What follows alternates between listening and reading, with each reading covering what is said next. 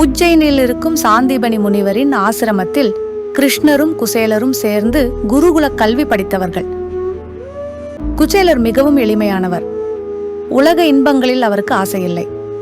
புலனடக்கம் மிகுந்தவர். கல்வி முடிந்ததும் இருவரும் தங்கள் வாழ்க்கைக்கு சென்றார்கள்.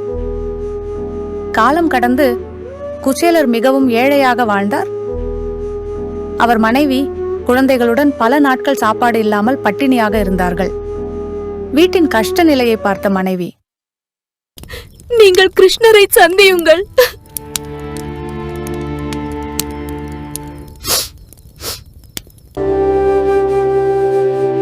நண்பனை பணத்திற்காக சந்திக்க முடியாது.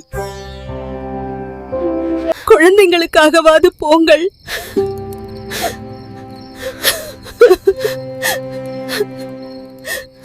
எனக்காக இல்லையெனில் பசித்து தவிக்கும் நம் குழந்தைகளுக்காக வேணும் ஒரு முறை சென்று அவரை சந்தித்து வாருங்கள் என்று வேண்டிக் கொண்டாள்.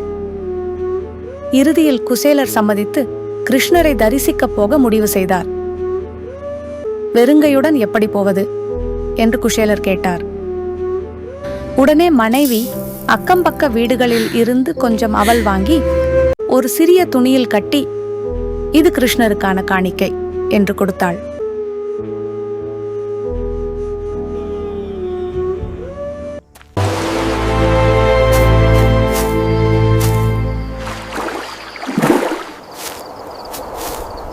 துவாரகையை அடைந்தார்.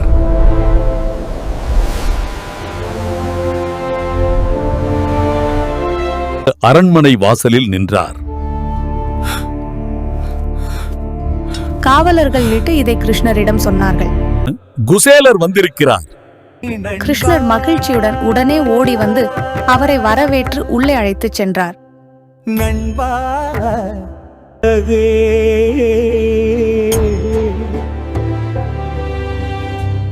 என் நண்பா. குசேலரை உயர்ந்த ஆசனத்தில் அமர வைத்து சந்தனம் பூசி குங்குமம் வைத்து மரியாதையுடன் பூஜை செய்தார். ருக்மணி தேவியும் சேவை செய்தாள்.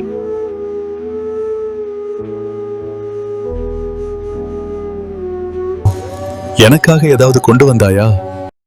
குசேலர் தன் ஏழ்மையான அவலை கொடுக்க வெட்கப்பட்டார். ஆனால் எல்லாம் அறிந்த கிருஷ்ணர் அந்த அவல் மூட்டையை எடுத்துக்கொண்டு மகிழ்ச்சியுடன் சாப்பிடத் தொடங்கினார். இது எனக்கு மிகவும் பிடித்தது. குசேலர் சில நாட்கள் அங்கே மகிழ்ச்சியாக தங்கி பிறகு விடை பெற்று தன் ஊருக்கு திரும்பினார். அவர் எந்த பொருளையும் கேட்கவில்லை. கிருஷ்ணரும் எதையும் கையில் கொடுக்கவில்லை.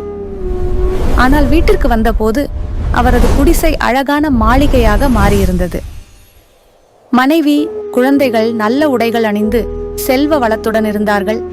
இதையெல்லாம் பார்த்த குசேலர், இது எல்லாம் கிருஷ்ணரின் அருள் என்று புரிந்து கொண்டார். அவர் நினைத்தார், இந்த செல்வம் இல்லாமல் இருந்திருந்தால் நன்றாக இருந்திருக்கும். செல்வம் வந்தால் மனிதனுக்கு அகம்பாவம் வரும் அபாயம் உண்டு. எனவே அவர் எந்த பற்றும் இல்லாமல் எளிமையாக வாழ்ந்து கிருஷ்ணரை நினைத்து பக்தியுடன் வாழ்க்கையை கழித்தார்.